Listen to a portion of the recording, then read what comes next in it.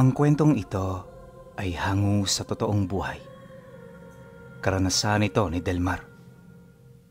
Taong 1972, Santa Teresa, Occidental Mindoro.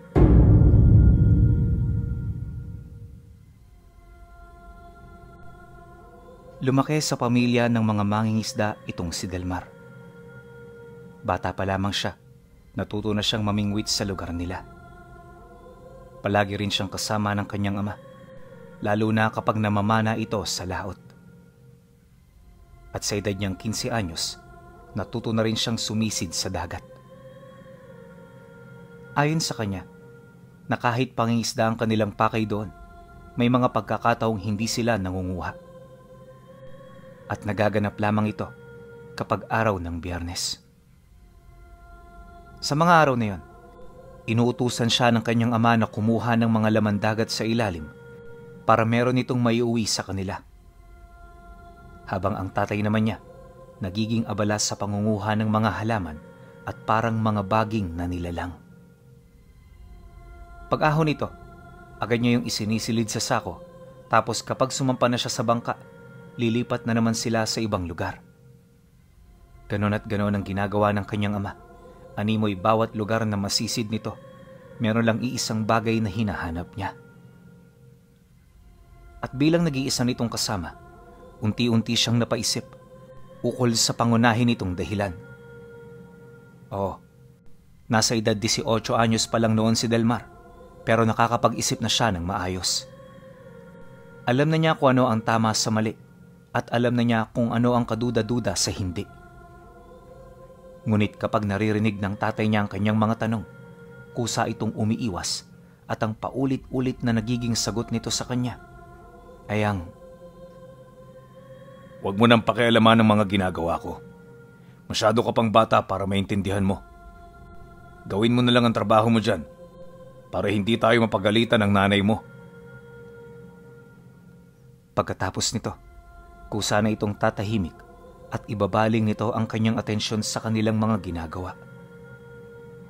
Hindi na rin siya nito kakausapin kapag nagtanong pa siya ng tungkol doon. Kaya naman itong si Delmar, hindi na rin nangungulit pa.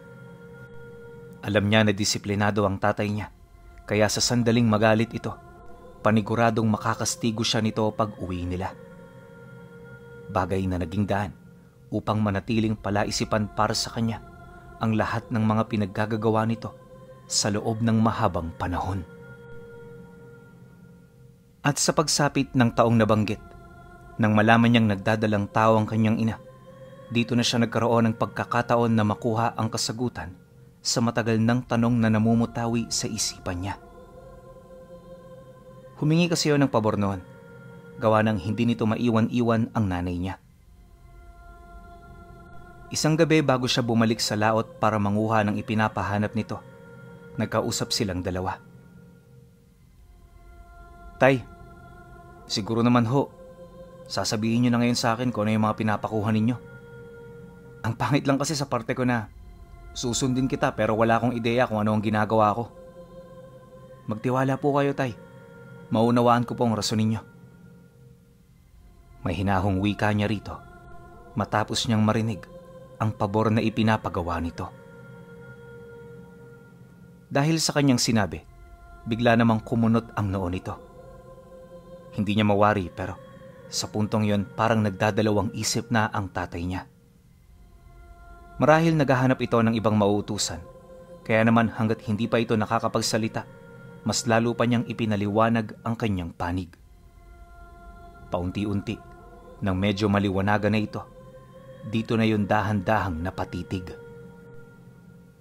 "At ano naman ang magbabago kung sakali mang malaman mo ang totoo? Wala pa rin naman anak, hindi ba? Tsaka isa pa, ang mga inililihim ko ay para sa inyong proteksyon. Mahalagang ipinapakuha ko sa iyo, kaya sana kunin mo ito ng may pag-iingat. Buntis ang nanay mo, at kailangan niya ang mga kukunin mo." Nang marinig naman niya ang sinabi nito, pilit siyang naghanap ng paraan kung papaano malalaman ang tungkol dito. Alam niya na malapit na itong magsabi ng totoo at hindi nga siya nagkamali. Matapos kasi nitong makulitan sa kanya, dito nito inilahad na ang bawat halaman at nilalang na kinukuha nito sa ilalim ng laot ay nagtataglay ng samut-saring abilidad. May hahalin tulad mo ang bisa nito sa mga mutya, ngunit magagamit mo lamang ito sa napakabilis na panahon. Dagdag pa nito na, sa mga araw lang ng Biyernes nagpapakita ang mga ganoong uri ng halaman at nilalang sa ilalim. Yun ang rason kung bakit kapag sa mga ganoong araw, hindi talaga ito nagtatrabaho. Nabanggit din ito na ang mga pansamantalang mutya na nakukuha niya ay madalas na ginagamit niya para hindi siya madaling mapagod, magkaroon siya ng talino sa panghanap buhay at mailayo sila sa panganib at kapahamakan. Sa mga ganoong bagay lang ito ginagamit ng kanyang ama, ngunit dahil sa nagdadalang tao ang kanyang ina, ibang usapan na ang paggagamitan niya nito. Nang marinig naman ni Delmar ang kwento nito, wala siyang ibang naramdaman kundi ang pagkamangha. Hindi niya sukat akalain na yun pala ang rason ng tatay niya. Ang kutob niya kasi noon, isa itong manlalaso na gumagamit ng sangkap mula sa dagat. Mga ganoong uri kasi ng kwento ang madalas niyang naririnig sa ibang tao, kaya naman ito naging duda niya. Dahil dito, agad naman siya roong humingi ng tawad buhat sa pagkakaroon niya ng masamang pag-iisip ukol sa mga bagay na inilihim nito sa kanya. Wala yang problema, anak. Normal lang na magkaroon ka ng ganyang ideya at hindi kita minamasama dahil dyan. Kagaya mo, nagkakamali rin ako. Ngunit bilang tao, palagi may puwang sa ating puso ang pagpapatawad. Sana, gawin mo ang lahat ng iyong makakaya ngayong naliwanagan ka na. Oho, tay. Makakaasa kayo sa akin. Sige ho, magpapahinga na ako. Pagkatapos ng kanilang pag-uusap, bumalik na siya sa kanyang silid. Yung kanyang ama naman, pumasok na sa kwarto kung saan naroon ang kanyang ina. Ayon sa kanya, na noong mga panahong yun, kampante talaga siyang matulog sa bahay nila. Bukod kasi sa yero ang kanilang bubong, kalahati rin ng bahay ay gawa na sa simento. Di hamak na matibay ito kung ikukumpara mo sa mga bahay na gawa sa tabla ang mga dingding. Pagkaraan pa ng ilang oras, habang nasa kasarapan na siya ng pamamahinga, bigla na lamang siyang napabalikwas, gawa nang nakarinig siya ng mga tunog sa bubong ng bahay. Noong una inakala niyang ibon lang ito, pero habang tumatagal, napapansin niya na parang napakalaki nito. Yung mga kahoy kasi na pinagpakuan ng dingding, kitang-kita niya na unti-unting bumababa. Lumalangit-ngit na rin ang iilan sa mga ito, indikasyon na masyado ritong mabigat ang nilalang na kasalukuyang nakadagan. At sa loob ng ilang minutong paikot-ikot nito, napagtanto niya na parang meron itong hinahanap. Ano man yun, paniguradong nasa loob ito ng bahay nila. Dahil sa pangyayari, agad namang sumagi sa isip niya ang nanay niyang buntis. Bagaman hindi siya sigurado, may kutob siya na isang aswang ang dumapo sa bubong ng bahay.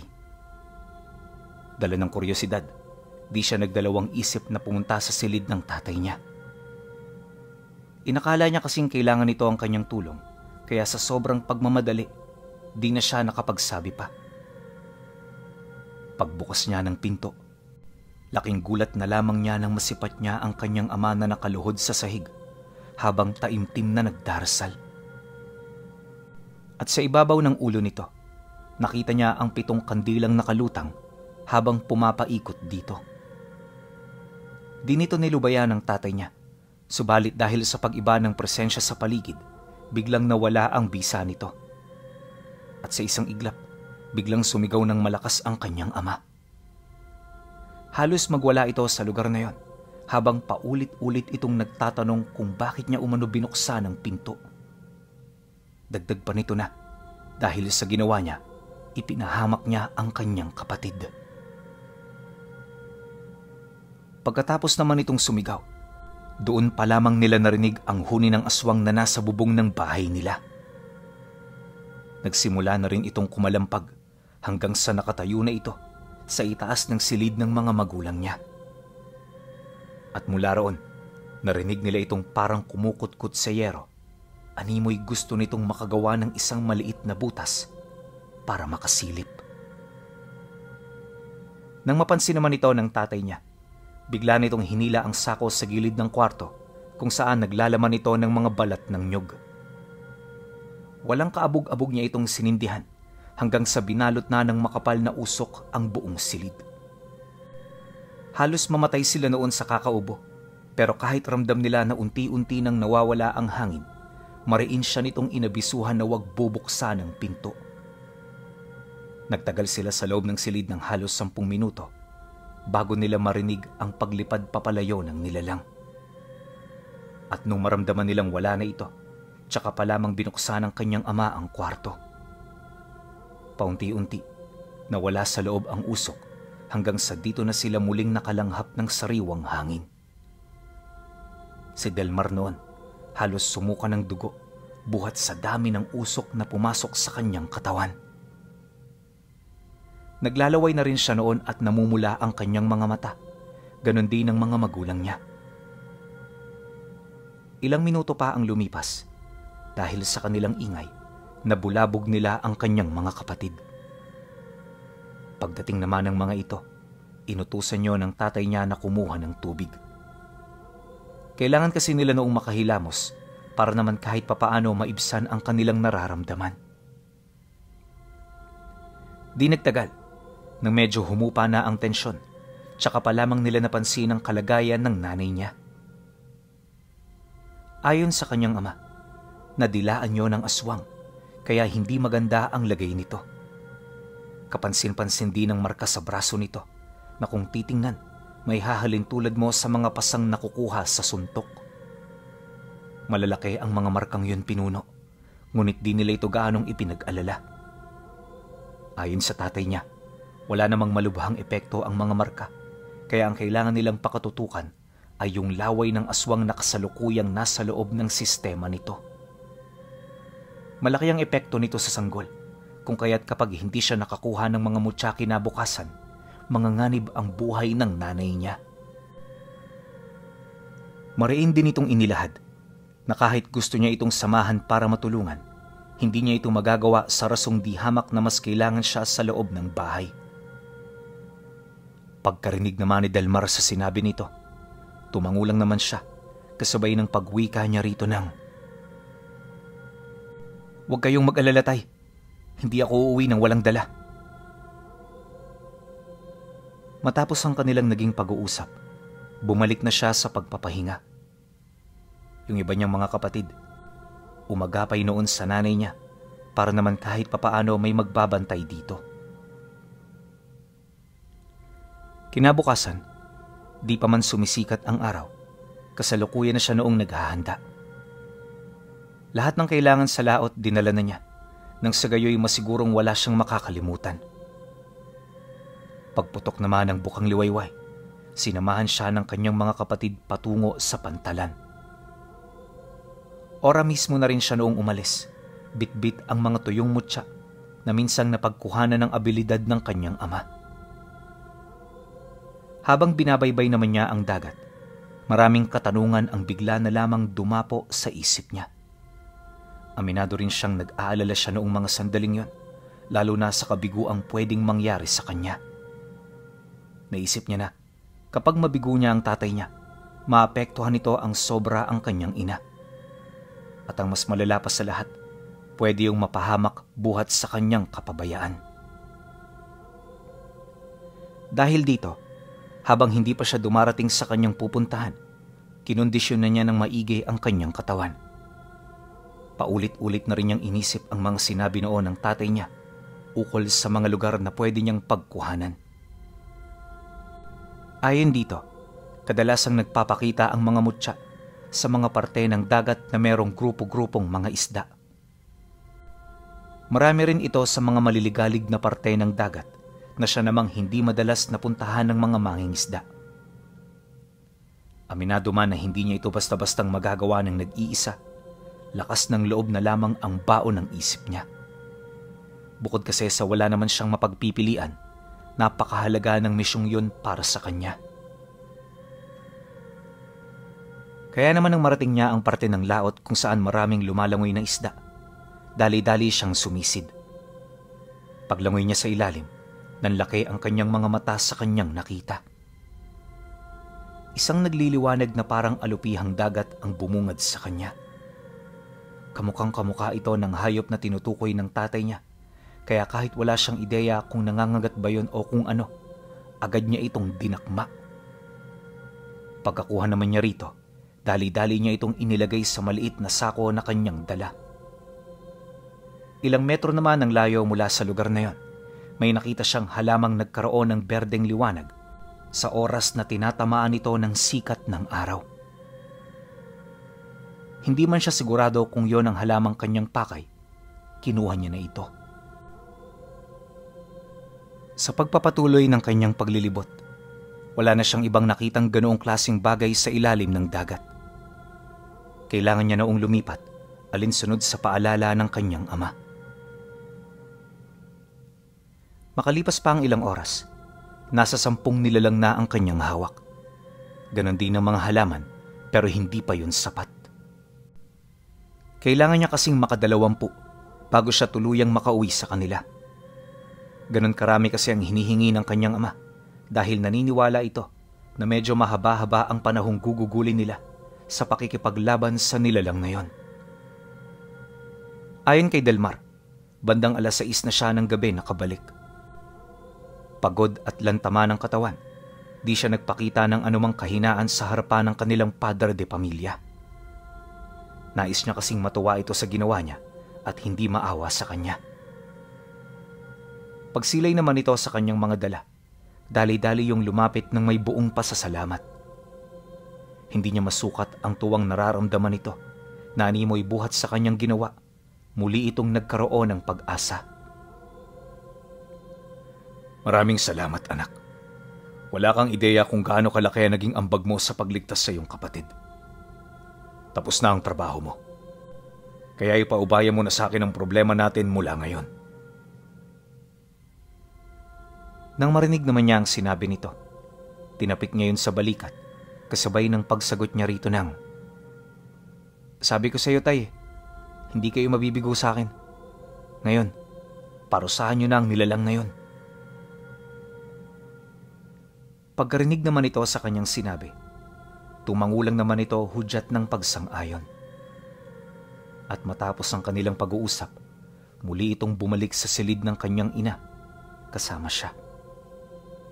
Sa kasamaang palad, siya lang ang pinahintulutan nito doong pumasok, gawa ng yung mga kapatid niya na natiling walang kaide-ideya sa kasalukuyang nangyayari sa pamilya. Pagsarado naman niya ng pinto, bumungad ang nanay niya na may matinding karamdaman. Mataas ang lagnat nito, tapos hindi ito nakakakilos ng mag-isa. Tuwing ginagalaw kasi nito ang kanyang ulo, bigla na lamang umiikot ang paningin nito. Basta, hilong-hilo talaga yon kahit sa mga simpleng kilos lang.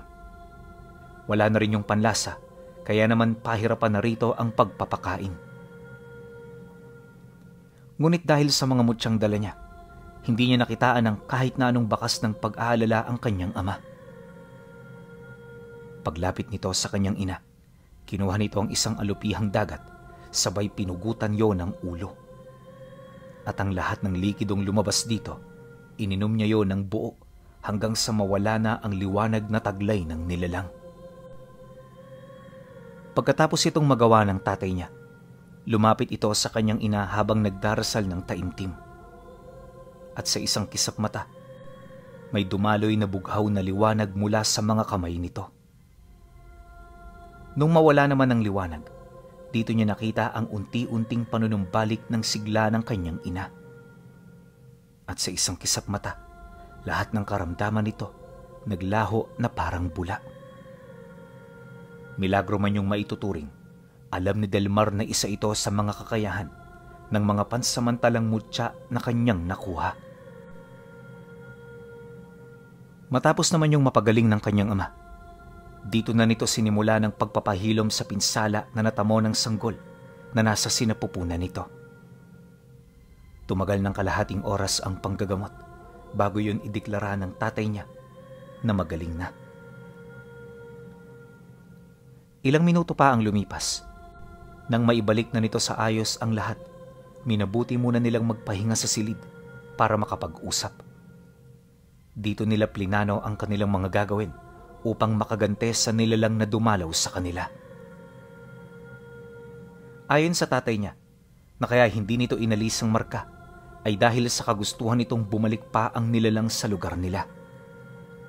Hanggat nananatili kasi ang marka sa katawan ng kanyang ina, aakalain ng nilalang na yon na wala pa silang ideya sa mga nangyayari.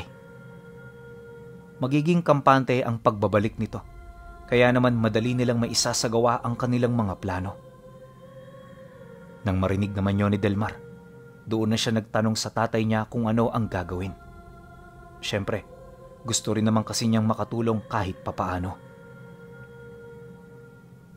Dumito ka lang anak. Bantayan mo ng maigi ang nanay mo. At kahit nandito kayo sa loob, huwag kang magpakakampante. Kapag may nakita kang kakaibang bagay na pumasok dito, patayin mo at sunugin ka agad. Dagdag pa nito na kapag lalabas siya ng silid, obligado siyang papuntahin doon ang kanyang mga kapatid. Mas mainam kasing may maiiwang magbabantay sa nanay nila para hindi ito mapahamak o malinlang ng nilalang. Sigurado kasi ang tatay niya na hindi ito tatantana ng nilalang na yon kahit nasa kasagsagan nito ng pakikipaglaban. Matapos naman niyang marinig ang lahat ng yon, maigi naman niya itong tinandaan.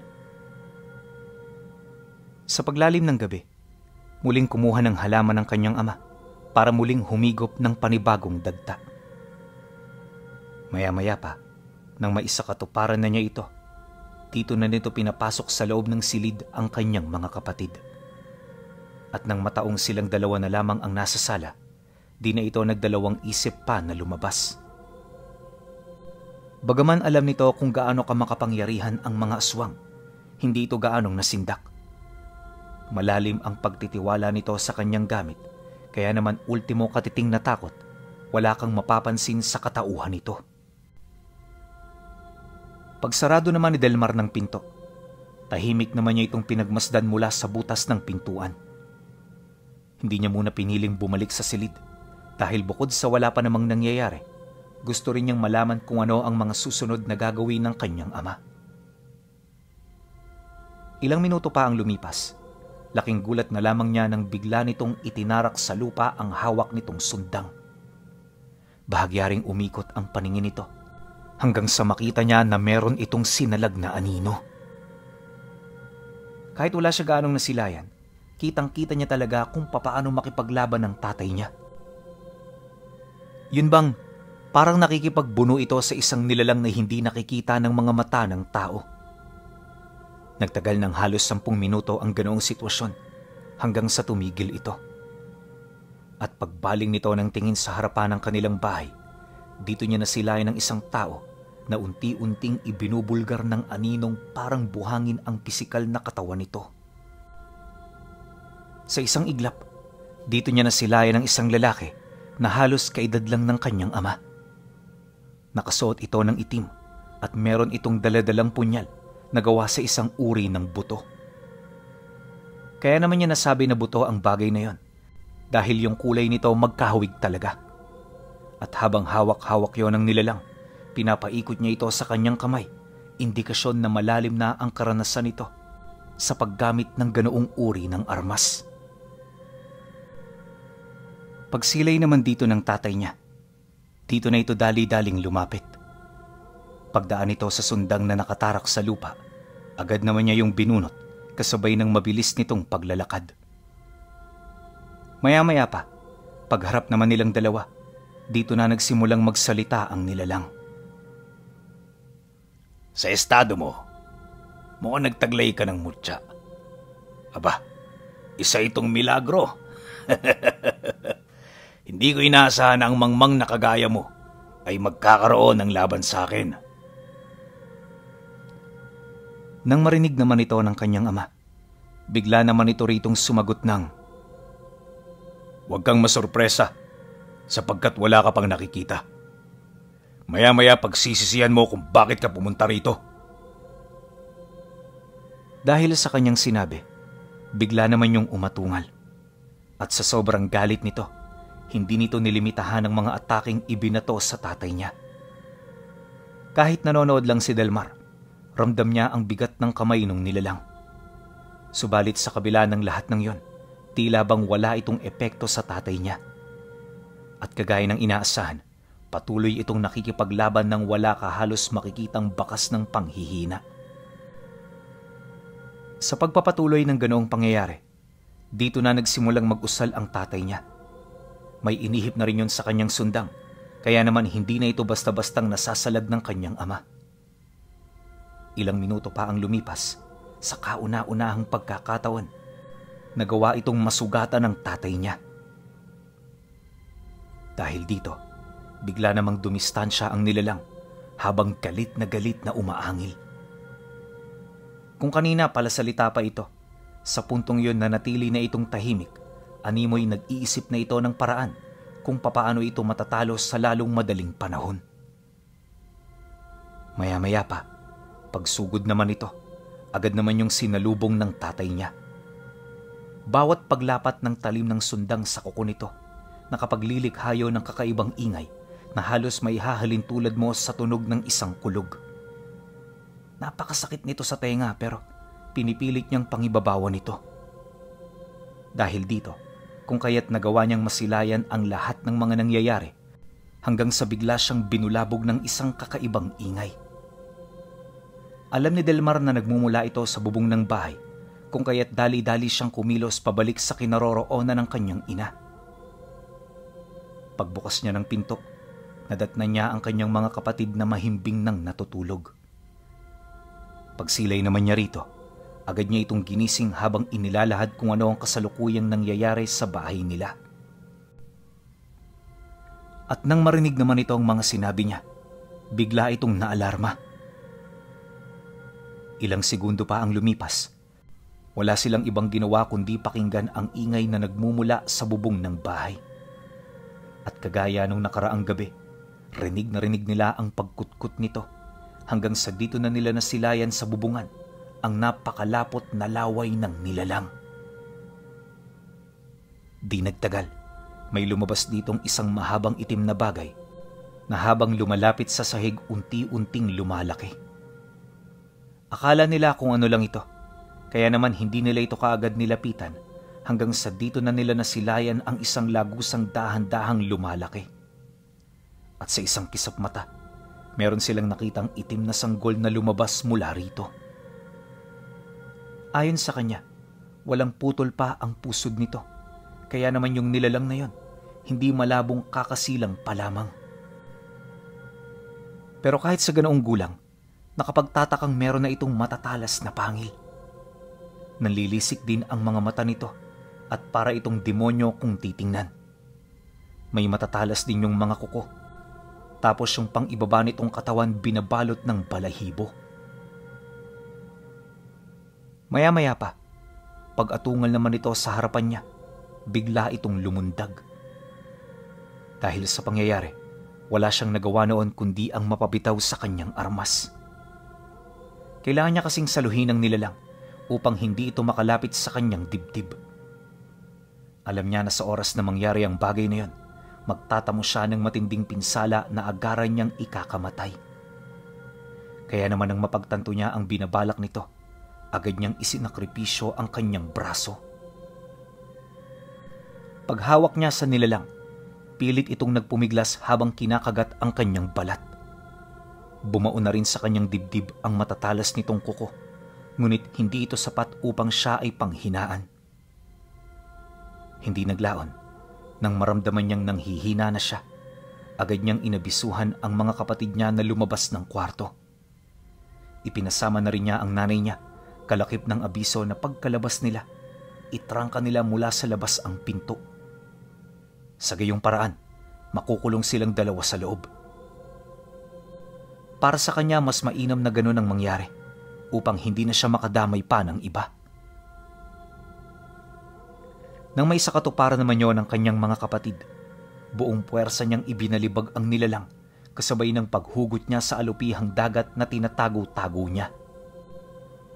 Inaasahan niya kasing darating siya sa ganoong sitwasyon, kaya naman minabuti niyang magtago para sa kanyang sarili. At kagaya ng nakita niya sa kanyang ama, ininom niya ang likido nito. Matapos niya yung gawin, dito niya naramdaman ang kakaibang lakas na namutawi sa kanyang katawan. Tumalas din ng husto ang kanyang pandama, kaya naman pagsunggab sa kanya ng nilalang, napakadali na para sa kanya na ito ay mailagan. Ilang minuto pa ang lumipas, nang mapagtanto niya na kayang-kaya niya na ito. Dito niya na inunang sirain ang pusod na siyang pinanggalingan nito. Nababahala kasi siya noong mga sandaling yon, na baka meron pang lumabas doong nilalang na hindi niya inaasahan. Matapos naman niya itong gawin, agad niyang sinunggaba ng sanggol, kasabay ng walang habas niya ritong pagbalibag. Halos mawasak ang buong silid, buhat sa lakas na kanyang ipinamalas. Di nagtagal, dahil sa nakuha niyang abilidad, napakadali na lamang sa kanya na ito ay mapugutan ng ulo. At pagsilay naman niyang buhay pa ito, dali-dali niya itong dinala patungo sa pugon. Agaran niya yung binuhusan ng langis, sabay silab ng apoy sa katawan nito. Matapos nun, tuluyan na ring namatay ang nilalang. Kalahating oras pa ang lumipas, bumalik na rin ang tatay niya na duguan. Labis-labis ang pasasalamat nito sa kanya, gawa ng hindi nito inaasahan na magtatago rin pala siya ng mutya para sa mga ganoong pagkakataon. Kinabukasan, muli silang naghanda para harapin ang mga panibagong nilalang na mangangahas. Ganon at ganon ang kanilang ginawa, hanggang naisilang na ang kanilang bunsong kapatid. At magmula noon, naging kaagapay na si Delmar ng kanyang ama kapag kumukuha ito ng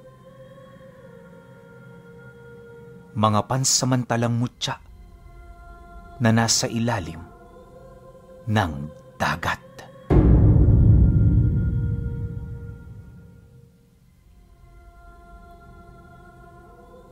Okay. Hindi tayo magbibigay ng opinion sa kwento, pero invite ko kayo mamayang 2 p.m. ngayong araw na to. Hindi ko lang alam kung nasa ang bansa kayo, pero dito sa Pilipinas, Philippine time, 2 p.m. magla-live tayo sa TikTok. Kwentuhan tayo ron, tapos may mga iaalok din ako sa inyo na baka magustuhan ninyo. So mamayang 2 p.m, kita-kits tayo. Yun lang. Hanggang sa susunod na kwento. Salamat.